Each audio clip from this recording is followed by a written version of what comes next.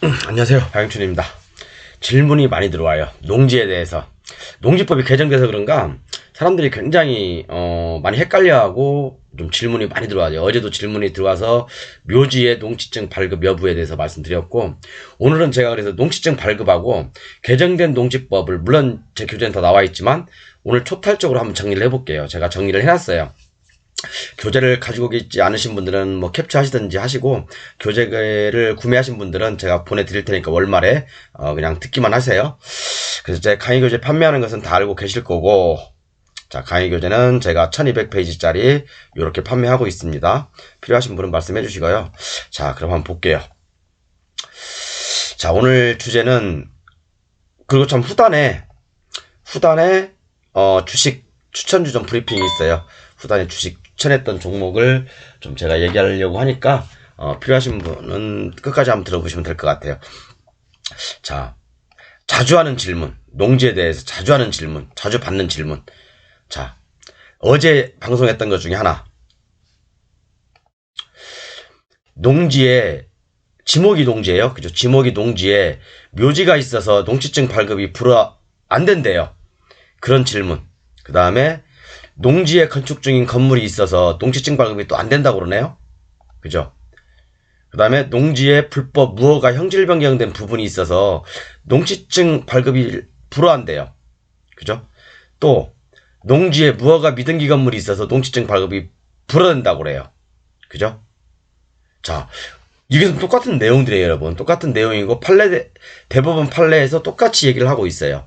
대법원 판례에서는 똑같이 얘기를 하고 있고, 자, 묘지. 우리가 이제 이런 토지에, 어제 방송했던 겁니다. 모르시는 분은 어제 방송 보세요. 토지에 묘지가 있어. 그러면 공무원은 어제 방송한 대로 부산 고등법원 판례를 갖다 주면, 요것은 건축 중인 건물이라 묘지가 아니기 때문에, 건축 중인 건물에 대한 판례이기 때문에 농지증을 발급 못 해주겠습니다. 요것은 묘지지 않습니까? 그렇게 얘기한대요. 그래서 제가 묘지에 관한 판례도 어제 보여드렸고, 329강인가? 네, 거기서. 다음에 건축 중인 건물이 있든 불법 무허가 건물이든 미등기 건물이든 관계가 없어요. 농지, 지목이 농지라고 하면 우리는 농지 취득 자격 증명을 받아야 되겠죠. 그렇죠. 그런데 여기에 불법 무허가 미등기 건물들이 있든 없든 국가에서는 농지 취득 자격 증명을 해줘야 돼요. 그죠? 해줘야 된다고요. 판례는 그렇게 하고 있지만 판례 입장하고 일반 행정청하고 입장이 다른 거예요. 행정청에서는 예규라든가 지침이라든가 아니면 법규를 통해서 농지의 불법 형질 변경된 곳이 있으면 농지증 발급 불허한다. 그렇게 돼 있잖아요. 그렇기 때문에 공무원들은 이걸 따르는 거예요. 그렇지만 실질적으로 이런 법의 다툼이 있으니까 우리가 법원으로 가는 거잖아요. 그죠? 이 사건을 가지고. 그럼 법원에서는 대부분 다 농지증 발급해줘라. 그렇게 다 판결이 납니다. 제가 어제 판례는 모르신 분들은 어제 판례 읽어보십시오. 어제 판례 보여드렸습니다. 어제는 대법원 판례, 부산 고등법원 판례, 그 다음에 묘지에 대한 판례 다 보여드렸어요. 그거 보시면 되고, 그 다음에 또 하나 질문하는 것들이, 농지증 발급을 입찰 전에 미리 받을 수 있는 방법이 없어요? 라고 이제 질문하시는 분들 계세요. 그죠? 이렇게 질문하시는 분이 계시는데, 있어요. 우리가 이제 만약에 그 경매가 1월 11일 날이 경매야. 그러면 이 낙찰을 받고, 1순위 낙찰을 받고 7일 이내에 농지증을 내야 되잖아요. 그죠? 7일 이내에 농지증을 내야 되는데, 자, 그러면 내가 만약에 이걸 너무 좋은 물건이고 내가 고가라도 낙찰을 받겠다, 또 낙찰을 받을 확률이 높다 라고 판단되면 미리 농지증을 받아놓을 수도 있죠. 그렇죠. 이렇게 법 규정이 돼 있어요, 법에. 그리고 지류회신은 제가 옮기진 않았는데 지류회신도 있습니다. 지류회신집도 있고, 이것은 제가 이제 그 교재를 아직 다 지류회신집을 못 옮겼어요. 급하게 좀 하느라고. 지류회신집은 제가 옮겨서 저희 교재 가지고 계신 분들한테는 월말에 홍보해 줄 테니까. 자, 그래서 이 규정이 어디 있냐면, 농지 취득 자격증명 발급 대상자에서 농업인 또는 농업법인, 그 다음에 농지자격 시행 당시에 농업 경영을 하지 아니한 자가 자기의 농업을 일하고자 하는 취득하려는 자, 농지를 취득하려는 자도 농지 취득 자격증명 발급 대상자라는 얘기죠. 그래서 발급을 신청할 수가 있어요. 그죠? 그 다음에 미리 그리고 낙찰을 받지 않고도 미리 농지증을 신청할 수가 있다고요. 그리고 지리외신 집에도 나와 있어요. 이게 뭐죠? 농림식품부령인가? 그죠? 거기 지리외신에도 나와 있다. 그렇게 보시면 됩니다. 지리외신은 제가 조금 이따 옮겨 놓을 거예요. 강의 끝나고 저희 교재를 어차피 1월 달에 드려야 되니까 그렇게 보시면 되고요. 농지증 발급도 미리 받을 수 있다. 그렇게 보시면 됩니다. 자, 그리고 우리가 이제 그 농지 취득 자격증명 발급 심사 요령이 있어요. 이게 어디 있냐면 인터넷 치면 다 나옵니다. 만약에 저 교재 없는 분들은 제 교재 여기 아이고 주식이 왜 나오냐. 여기 이게 아닌데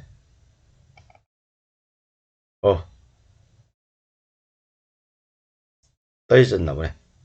여기에 보면 농지 취득 자격증명 발급 심사 요령이 있거든요. 여기에 보면 공무원들이 이걸 가지고 지침을 만든 거예요. 그러니까 공무원들은 요걸 보는 겁니다. 공무원분들은, 담당 공무원분들은. 그래서 여기에 맞으면 해주는 거고 여기에 안 맞으면 안 해주는 거예요. 그렇죠. 그래서 여기에서 분란이 있으면 우리가 법원 이제 판결로 가는 거죠. 근데 법원 판결에서는 대부분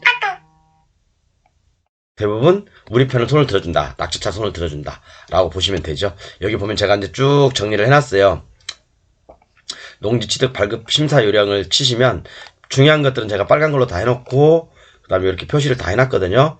필요하신 분들은 우리 이제 교재 가지고 계신 분들은 보내드릴 거예요. 자, 그래서 입찰 전에 미리 받을 수 있는 방법 말씀드렸고, 그 다음에 전용 중인 농지에 대한 농지증 여부. 그러니까 예를 들어서 우리가 농지를 이게 왜 이렇게 나오지? 농지를 낙찰을 받았어요. 농지를 낙찰을 받았는데 이 농지가 여기서 개발행위허가를 받았어요. 개발행위허가를 받아서 막 포크레인으로 막 파고 땅도 파고 지하도 막 얹히고 막 그랬어요. 그러면 담당 공무원은 옛날에는 그랬어요. 이건 농지가 아니기 때문에 농지증 발급 반려합니다라고 얘기했거든요. 근데 지금은 추가됐어요. 농지증 자격증명 요령에 추가됐어요. 구조 2항에 보면 구조 2에 보면 농지 전용 사업이 진행 중인 경매 농지에 대한 자격증명의 발급. 이제 이런 것들 하도 말이 많이 나오니까 그죠? 농지 전용을 받아서 우리가 지금 개발행위허가를 받은 거잖아요. 그리고 여기다 무슨 건축물을 짓든지 공장을 짓든지 뭘 할 거 아닙니까? 이런 농지가 있으면 농지 전용을 받은 농지가 있을 때 농지 자격증명을 신청하면 어떻게 해야 된다. 어떻게 해야 된다. 라고 나와 있어요. 그래서 미리 농지 취득 자격증명을 발급할 수 있다. 미리 농지 취득 자격증명을 발급할 수 있다. 미리 농지 취득 자격증명을 발급받을 수 있다. 이렇게 나와 있거든요. 그러니까 전용이 돼 있는, 전용 중에 있는, 그죠? 전용 중에 있는 그런 농지가 있다면 우리는 얼마든지 농지증을 발급받을 수 있다. 옛날에 이거 가지고 상당히 많이 나왔거든요. 이것은 농지 전용 명의 변경 신청하면 돼요, 여러분. 그죠? 제가 한 4강 전에 말씀드렸을 때 모르시면 제 교재나 아니면 제 전전 강의를 보세요. 농지 전용, 그죠? 명의 변경을 하면 된다. 그런데 농지 변경 최초로 허가받은 사람이 있죠? 이 사람의 동의는 필요 없다. 받으면 돼요, 그냥 여러분. 그죠? 받으면 된다고요. 건축 허가권하고는 틀린 거예요. 자, 그 다음에 우리 공무원분들이 농지 취득 자격증 발급을 불허하는 사유 및 근거가 있어요. 그분들이 무작정 뭐 판례도 알고 계시겠죠, 그분들이. 그렇죠? 판례도 알고 계시겠지만 그분들이 무작정 아무 근거 없이 농지증 반려합니다. 농지증 발급 안 돼요. 그죠? 농지증 사유에다가 반려 사유를 쓸 거 아닙니까? 어떻게 해서 농지증 발급이 안 됩니다. 그럼 우리는 이걸 막연히 그냥 낙찰 받아놓고 법원에 갖다 주면 보증금 때릴 수도 있단 말이에요. 그죠? 그러면 우리는 그분들을 설득시키기 위해서는 대법원 판례나 묘지면 묘지에 관련 판례나 아니면 그죠? 여기 전용어가 돼 있다. 그러면 어떤 그런 아까 말씀드린 그 뭐야 이거 어이씨 그죠? 심사 요령 그걸 갖다 주면 되겠죠. 그래서 판사님을 설득하고 판사님한테 드리면 아 그러네. 그냥 오케이 그렇게 되는 거예요. 막연히 그냥 반려증 하나 탈랑 갖다 줘버리면 판사님 입장에서는 그러거든요. 그래 반려증 나왔어? 뭐라고 써 있어? 농지가 아니니까 농지증 발급을 못 한다고? 그런데 우리는 여기다 플러스 다른 판례 다른 지침을 갖다 주면 되겠죠. 그죠? 그리고 또 우리가 여기 공무원하고 얘기할 때 뭐 복구계획서라든가 그죠? 복구계획서도 그냥 일반 내가 복구계획서를 쓰는 게 아니라 어려우면 그죠? 어려우면 복구계획서를 쓰는 게 아니라 정말 전문가 그죠? 복구 전문가들한테 견적서 하나 받아서 공무원한테 주면 좋죠. 그죠? 그러니까 우리는 공무원들도 이 지침이 있잖아. 농림부 예규가 있잖아. 이걸 많이 사용하고 있거든요. 그죠? 여기 보면 불법으로 형질이 변경되어 있거나 불법 건축물이 있는 농지의 경우에는 그죠? 농지증을 발급해 주지 마라 그렇게 돼 있어요. 공무원들은 이걸 따르는 거예요. 그죠? 그래서 우리는 이걸 얼마든지 우리는 공무원들하고 대화를 해서 판례라든가 그런 거 갖다 줘서 해결할 수 있어야 됩니다. 그리고 이제 한 가지 더 좀 좋아진 게 뭐냐면 형질 변경 중인 아니면 농지가 개발행위 허가를 받아서 그죠? 전용이 지금 되고 있는 중이라고 한다면 이런 농지는 우리가 얼마든지 농지증 발급이 가능하다. 그렇게 보시면 돼요. 그죠? 그래서 지목은 농지나 전용 허가를 득한 경우 협의가 불가하므로 그죠? 기존 허가자하고 나하고 협의가 불가하겠죠. 그죠? 우리는 농지 전용 명의 변경 허가 신청서를 받아서 신청하면 되는 거예요. 그죠? 그러면 해줍니다. 그죠? 자, 그래서 우리가 아까도 말씀드렸지만 공무원들이 가장 이제 저기 한 것들이 뭐냐면 아까도 이제 묘지라든가 건물 건축 중에 있던 거라든가 그런 것들 대부분 반려가 나오죠. 그죠? 신청 대상 농지가 농지법을 위반하여 불법으로 형질 변경되었거나 불법 건축물이 있는 농지의 경우는 발급할 수 없음. 라고 돼 있죠. 반려증이 나오면 보증금이 몰수될 수 있죠. 근데 우리는 이것을 아까 뭐라고 했어요? 제가 법원 판례 전 강의에서 불법 형질 변경됐든지 무허가 미등기라도 상관없다. 그죠? 법원에서는 낙찰자 편을 손으로 들어준다.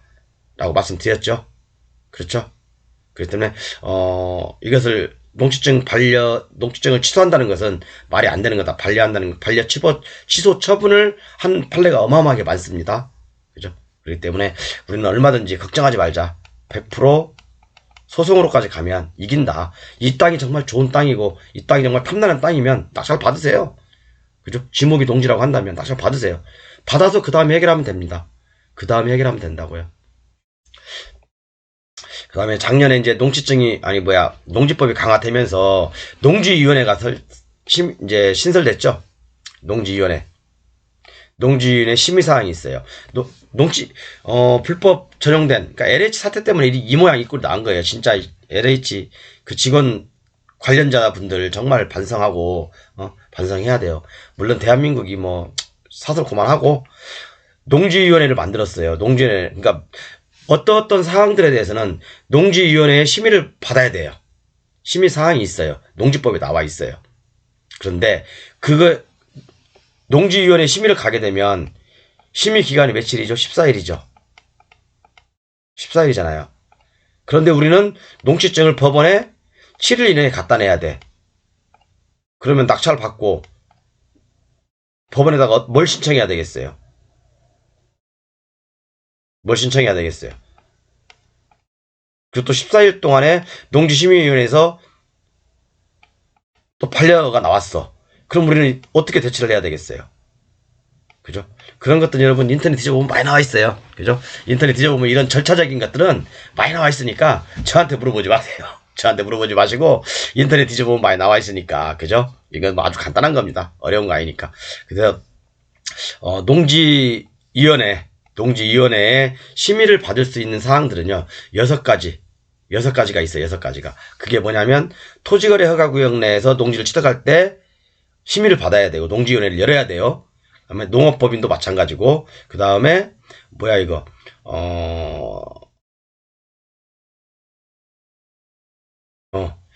그러니까 예를 들어서 내가 이제 안산시예요. 안산시인데 안산시하고 연접되어 있는 게 화성시죠.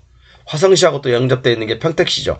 이 연접한 시에 또는 면에 군에 내가 군에 토지를 취득하면 상관이 없어요. 이 심의 대상이 아니거든요. 그런데 안산에 내가 주소지를 거소를 두고 있는데 여기 평택시에 있는 연접하지 않았잖아 이거하고 그죠?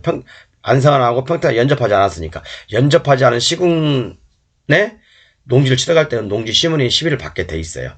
그죠? 그 다음에 공유로 취득하는 경우, 그 다음에 외국인, 그죠? 그 밖에 어쩌고 저쩌고 나와 있죠? 조례로 정하는 자야. 이렇게 나와 있는데, 대부분 요거, 그죠? 대부분 요게 많겠죠, 요거. 요거 3번. 3번. 이것은 대부분 연접한 시군 외에는 농지위원회의 심의를 거쳐야 된다. 그런 내용입니다. 경매로 취득할 때도 마찬가지예요, 여러분. 경매로 취득할 때도 마찬가지라고요. 매매도 마찬가지고 경매도 마찬가지고. 이것은 뭐 경매, 매매라고 딱 정해지지 않았어요. 그죠?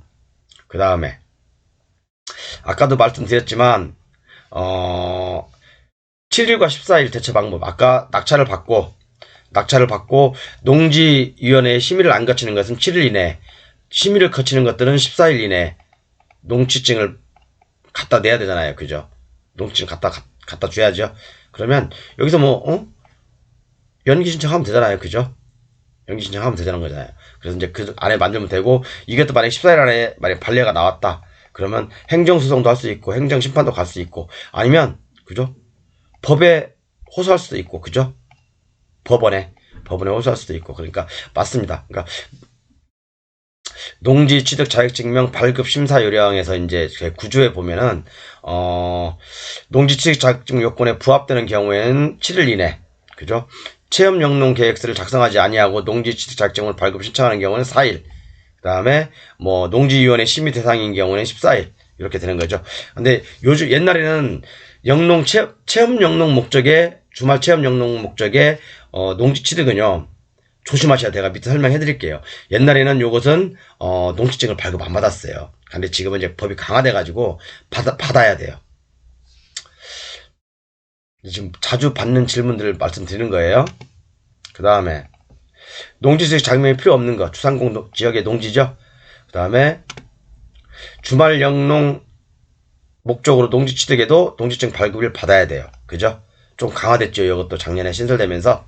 그 다음에 지분으로 농지가 경매로 나온 경우, 지분으로 예를 들어서 농지가 나왔어. 근데 이게 3분의 1 지분으로 나와. 3분의 1 지분이 뭐 A, B, C 이게 지분이 경매가 나왔어요. A 지분이 경매가 나왔어요. 근데 어떤 사람들이 유튜브 방송하는 거 보니까 웃기더라고요. 경매에도 이렇게 지분으로 나오면 이 각자의 지분권자하고 구역을 특정해야 되고 면적도 정해야 된대요. 이것은 틀린 얘기예요. 틀린 얘기예요. 이것은 경매 시에는 적용되지 않습니다. 경매 시에는 그냥 낙찰 받으면 돼요. 그죠? 내가 낙찰자가 경매사령관인데 B하고 C하고 생판 모르는 사람인데 이 사람이 나하고 면적을 특정하거나, 그죠? 면적을 특정하거나 아니면 구역을 특정해 주겠어요? 말도 안 되는 거죠. 불가항력적인 걸 저한테 하라고 하는 거잖아요. 법이 그렇게 바보는 아니잖아요. 이 내용은 어떤 내용이냐면 구역과 면적을 특정하라는 것은 예를 들어서 어떤 토지를 공유로 뭐 3인 이상이 공유를 사고 있어요. 그러면 서로 살 때는 야 네가 이 땅, A 네가 이 땅, B 네가 이 땅, C 이 땅 면적을 특정해서 농지증을 제출하라는 얘기거든요. 그죠? 구역과 면적을 특정해서 공유자의 그러니까 공유자의 동의가 필요한 거겠죠. 그죠? 공유자의 동의. 매매 시에는 경매 시에는 이런 거 필요 없습니다. 또 하나. 농업진흥지역의 농지. 요것은 제가 좀 길게 설명해 놨는데 요것은 제 교재 699페이지 보면 있어요. 제가 상세히 실어놨거든요, 여러분. 제 교재 가지고 계신 분들 699페이지. 그리고 교재가 없으신 분들은 제 강의 이게 농지법 총정리라고 돼 있을 거예요. 거기에 보시면 될 거예요. 그 다음에 주말 체험 영농.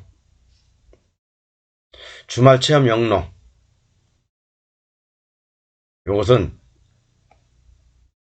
농업진흥지역의 농지는 안 되죠. 제가 정리를 해드릴게요. 여러분 이거에서 굉장히 헷갈려 하세요. 자, 이거에서 굉장히 헷갈려 하시는데, 자, 제가 이거 진짜 한 3번 정도 방송한 것 같아요. 농업인이라는 건 뭐죠? 농업인이라는 건 여러 가지 조건이 있죠. 그 중에서 하나는 면적 제한이 있어요, 농업에는. 1000제곱미터 이상의 농지를 소유한 사람이 농업인이고, 또는 두 번째는 330제곱미터 이상의 비닐하우스나 또는 고정식 온실 재배사를 가지고 있는 사람이 농업인이고, 또는 벌꿀 10통, 소 1마리, 말 1마리, 뭐 소가축 10마리, 뭐 그런 조건들이 쭉쭉쭉 있죠, 이렇게요. 그게 농업이거든요. 여기서는 면적을 제한을 두고 있거든요. 면적 제한을. 그런데 옛날에 농업인은 이렇게 1000제곱미터 이상을 소유하고 있어야 되잖아요. 그게 바로 농업인인데, 자, 그래서 경자 유전의 원칙에 의해서 농지법 1조에 보면 농지는 농업인만이 소유할 수 있다라고 되어 있거든요. 그런데 자, 농지법 가장 중요한 거. 농지는 농업인만이 소유할 수 있다. 경자 유전의 법칙에 의거해서. 자, 그러면 우리가 도시에 살면서 조그맣게 텃밭이라든가 그런 것도 갖고 싶은 사람들이 많잖아요. 그러면 1000제곱미터 이하 의 농지도 소유할 수 있게 하자. 그게 바로 주말 체험 영농이에요. 그러니까 어떻게 보면 여기 야매죠, 야매. 야매죠. 농지법에 야매를 부린 거죠. 그죠? 주말 체험 영농의 목적으로도 농지를 취득하게 할 수 있자. 이렇게 하자. 그래서 주말 체험 영농은 1000제곱미터 이하가 되는 거예요. 그죠? 그렇죠? 1000제곱미터 이상을 소유하게 되면 농업인인 거예요. 농업인이라고요. 그래서 1000제곱미터 이하는 농업인이 아니거든요. 그죠? 농업인이 아니에요. 그런데 옛날에는 이 1000제곱미터 이하의 농지도 농업진흥지역이죠. 농업진흥지역은 뭐로 나누죠? 농업진흥구역과 농업보호구역으로 나누죠. 두 개 구역이 있어요. 농업진흥지역에서도 다 취득할 수가 있었어요. 그런데 작년에 8월 달에 법이 바뀌면서 이 주말체험 영농은 농업진흥지역에는 취득할 수가 없게 되어 있습니다. 농업진흥지역 안에서는 취득을 못하게 되어 있어요. 주말체험 영농 목적으로. 그런데 1000제곱미터 미만이죠. 그죠? 1000제곱미터 이상을 사면 농업인 등록을 해야 되니까 농업인이거든요. 상관없어요. 근데 농업의 목적이 주말체험 영농이라고 했을 때는, 그리고 1000제곱미터 처음 농지를 구입한 사람들은 취득을 못한다. 1000제곱미터 이하는 농업진흥지역 안에서는. 그죠? 그렇게 보시면 됩니다. 그래서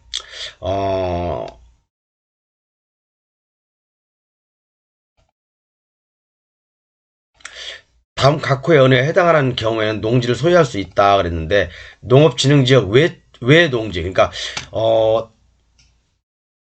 농업인이 아닌 자가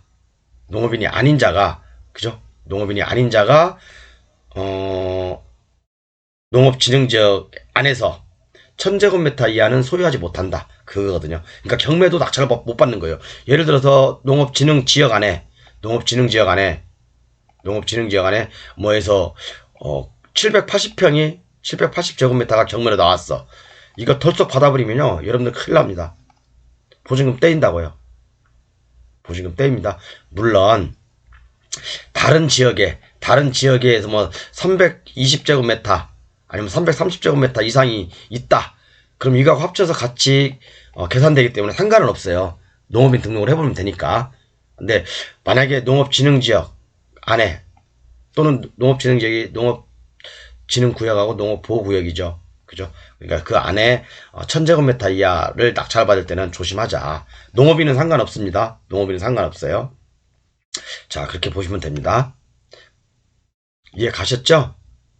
그 다음에 심사요령에 보면, 농지취득 자격증명 발급 심사요령에 보면 주말체험 영농 계획서가에서 이제 이 중에서도 주말체험 영농도 예를 들어서 뭐 990제곱미터를 내가 취득했어. 그죠? 그러면 이것도 뭐 나 혼자 취득하는 게 아니라 공동으로 취득할 수도 있잖아요. 그죠? 공동으로 취득할 수 있는 공유 지분 및 비율, 위치도 같이 표기해야 되는 거죠. 그죠? 그러니까 말 그대로 이건 면적하고 구획을 특정하라 이거예요. 그죠? 이해 가셨죠?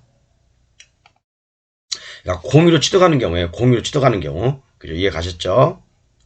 그 다음에 요것은 똑같은 내용이죠. 아까 거하고. 신청 당시 농업을 경영하지 아니한 자가, 그죠? 농지가 하나도 없는 자가, 그죠? 자기의 농업 경영에 이용하고자 하여 농지를 취득하는 경우에는 해당 농지 취득 후 농업 경영에 이용하려는 농지의 총 면적은 다음에 이것은 농지법에 나와 있는 내용인데 그냥 그대로 나와 있어요. 그죠? 그래서 농업인이 되려고 하려면 1,000제곱미터 이상은 취득해야 된다. 그거죠. 1,000제곱미터 이상은 취득하되, 그죠? 취득해야 된다. 농업을 하려고 하는 사람들은. 그죠? 자, 그래서 제가 이제 개정농지법을 총 정리해놨는데, 개정농지법 총정리 나와 있습니다. 요것은 페이지, 제 이제 교재 700페이지를 그대로 옮긴 거예요. 필요하신 분들은 보세요. 대충 한번 읽어볼게요. 개정농지법 총정리. 농업진흥지역 내에서 1,000제곱미터의 농지를 주말체험용농 쪽으로 취득할 수 없으며, 그죠? 농지 취득 자격증명이 불허되죠. 1,000제곱미터 이하는 항상 경매든 매매든 조심하셔야 됩니다. 공유로 농지를 취득하는 경우에는 구역과 면적을 특정해야 되죠. 그죠? 면적과 구역을 특정해야 되고, 그죠? 농지 취득제도에 강화를 했는데, 토지 허가에 의해서 농지, 그 다음에 주말체험 영농의 농지, 이런 것은 이제 강화를 했죠. 영농 경력, 영농 거리, 영농 착수 시기, 수확, 이런 것도 다 써놔야 돼요. 그죠? 하물며, 호명이가 몇 자루인지, 영농 기계까지, 그런 것까지 다 써놔야 됩니다. 뭐, 호명이는 좀 그렇고, 그건 아니고요. 아까 중복된 내용인데 공유 취득인 경우에는, 그죠? 공유 취득인 경우에는 구역과 면적을 특정해야 된다. 경매는 관계없어요. 불법 처형 농지에 대해서는 원칙적으로 발급이 불가해요. 원칙적으로. 제가 아까 보여드렸죠? 아까 그 예규, 농림부 예규를 보여드리면서 공무원분들은 이걸 근거로 해서 그죠? 이걸 근거로 해서 불법 처형 농지에 대해서는 원칙적으로 발급을 불허한다라고 돼 있기 때문에 안 해주는 거예요. 그죠? 그래서 시구 운면장 판단하에 3개월 이내 복구 가능 시에는 발급할 수 있다. 이게 안 되면 뭐 어떻게 해야 되죠, 여러분? 법으로 가야죠. 법원을 쫓아가야죠, 이제. 그죠? 법으로 쫓아가야 됩니다. 그 다음에 농지위원회 설치 말씀드렸죠? 농지위원회 설치는 아까 5가지 또는 6가지 사유가 있을 때는 농지위원회 심의를 받아야 된다. 그죠? 그러고 농지의 사고 관리를 강화했고요. 그 다음에 임대 농지에 대한 계약 체결 농지, 요것도 다 계약서를 제출해야 되고 농지 대장에 기재를 해야 되죠. 그 다음에 농지 원부가 농지 대장으로 바뀐 거. 옛날에는 농지 원부에는 개인별로 돼 있었거든요. 근데 지금 농지 대장에는 필지별로 지금 다 표기가 돼 있게 돼 있어요. 그죠? 주말 체험 영농 목적도 농지 대장에 올라가야 되고요. 그죠? 옛날에는 거주지에 어떤 그 기본을 뒀다면 지금은 농지 소유지 위주로 농지 대장이 만들어지고 있습니다. 그다음에 위반지 벌칙도 상당히 강화됐고요. 이렇게 보시면 되고 뭐 자세한 내용들은 이제 교재에 이렇게 다 써놨으니까 한번 보시면 돼요. 그리고 농업진흥구역과 농업보호구역 행해 제한 제가 적어놨고 뭐 기타 이제 이건 제 교재에 나와 있는 거니까 쭉 한번 읽어보시면 도움이 많이 되실 겁니다. 그래서 오늘 이렇게 해서 한 20가지 정도를 말씀드렸어요. 20가지 정도를 말씀을 드렸는데 한번 여러분들한테 좀 이렇게 이러면 농지증 다 받을 수 있겠죠, 여러분? 농지증은 다 발급된다. 그렇게 보시면 돼요. 그렇게. 어려운 거 하나도 없습니다. 괜히 뭐 이거 갖고 고민하고 저거 갖고 고민하고 마시고 제 교재 가지고 계신 분들은 필요하시면 제 교재에 다 실려 있으니까 그거 참고하시고 모르시는 분들은 제 강의 듣고 한번 찾아보시면 다 아실 내용들입니다. 감사드리고요. 일단 주식 코멘트 제가 잠깐 해드릴게요. 제가 이제 보유한 종목 아직은 제가 이제 검색을 다 안 해서 종목을 지금 한 종목밖에 안 갖고 있습니다. 저는요. 자. 지금 주식은요, 제가 말씀드렸죠. 내가 투자할 수 있는 금액 3분의 1만 투자하자. 조심하자. 조심. 왜? 제가 말씀드렸죠. 이 전저점을 아마 테스트할 수 있는 테스트하러 내려올 수도 있다. 테스트하러 내려올 수도 있다. 지금 모든 지표가 우호적이지 않아요. 그죠? 한 발만 담그자. 제가 이렇게 표기를 해놨거든요. 한 발만 담그자. 한 발만. 너무 많이 비중을 담지 마시고요. 진짜로 내가 나중에 정말 이렇게 폭락장이 올 때, 여기 확 후려칠 때, 폭락장이 왔을 때 몽창 담을 수 있도록 우리는 3분의 1만 투자해놓자고요. 그죠? 그리고 제가 말씀드렸지만 단기 목표치는 2400포인트다. 아직 2400포인트 안 갔죠. 그리고 이틀 동안 조정이 왔는데 뭐 내일은 뭐 상승할 수도 있겠네요. 보니까 뭐 그렇죠. 그렇지만 여기 추세대, 제가 긁어놓은 추세대 받고 좀 더 조정을 할 수도 있습니다. 그렇기 때문에 지금 여러분 종합지수가 박스권장에 갇혀있는 모습이에요. 그렇지만 아직은 정확히 이 전저점을 테스트는 하지 않았어요. 저는 아직 테스트 안 했다고 보거든요. 결코 증시 환경이 우호적이지 않습니다. 그래서 조심하되 주식 투자하긴 하되 우리는 항상 토낄 준비를 하자. 그런 마인드거든요. 그런 마인드로 접근하셔야 돼요. 지금은요. 제 개인적인 생각입니다. 그래서 지금 가지고 있는 종목은 모트렉스 하나죠. 모트렉스 하나인데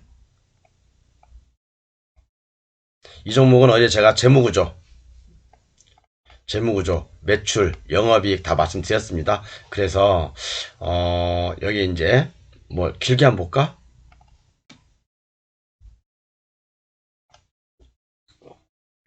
길게 한번 보면 이렇게 이제 재무구조가 우량하고 매출이 우량한 것들은 쉽게 또 빠져도 반등이 와요. 그러니까 제가 봤을 때는 이게 제가 장기 추세대 긁어놓은 거 있죠. 여기 저점, 그죠? 이게 또 한 번 빠지면 종합지수가 많이 후려쳐가지고 빠진다면 이 저점까지 올 수 있어요.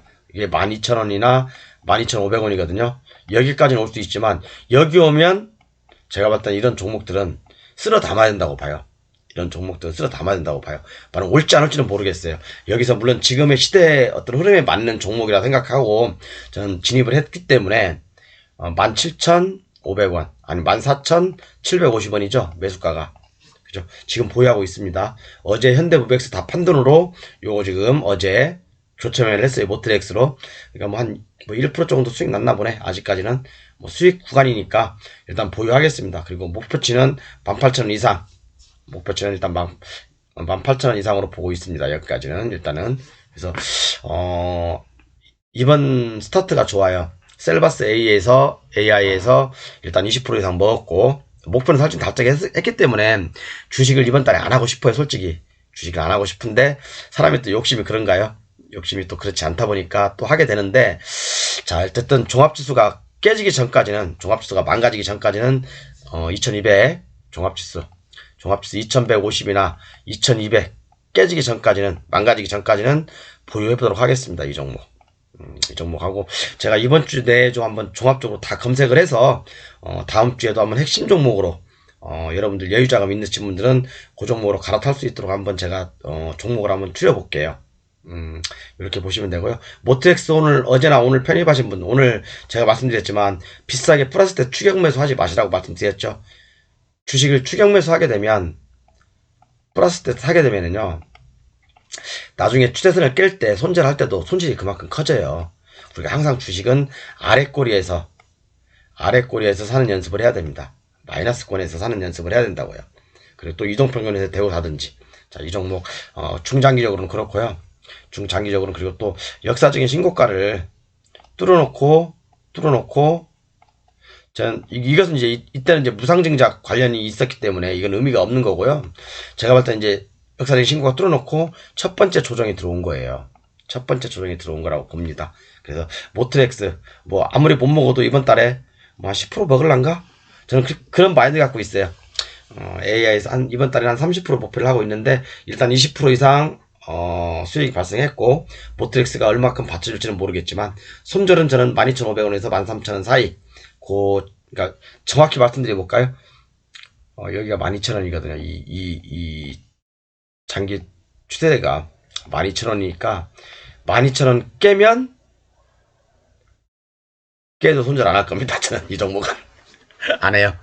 12,000원까지 가면 정말 엄청나게 저평가되어 있는 거예요. 시가총액 2,500억밖에 안 되니까 정말 퍼가 어마어마하게 저평가되어 있는 거기 때문에 이 종목은 저는 손절 안 할 겁니다. 그냥 가지고 가겠습니다. 빠지면 더 살 거예요.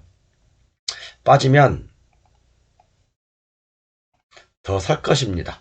만약에 어제 제가 그려준 그림대로 이렇게 지금 빠지고 있잖아요. 지금 올랐잖아요. 이렇게 좀 약간 이렇게 또 빠지는 모습 보이면 이렇게 일봉이 이렇게 빠지면 이 근처에서 12,000원대에 오면 정말 땡큐죠, 땡큐.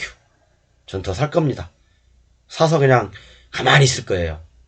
큰 수익을 안길 것 같아요. 이런 종목은 가지고 있으면 감사합니다.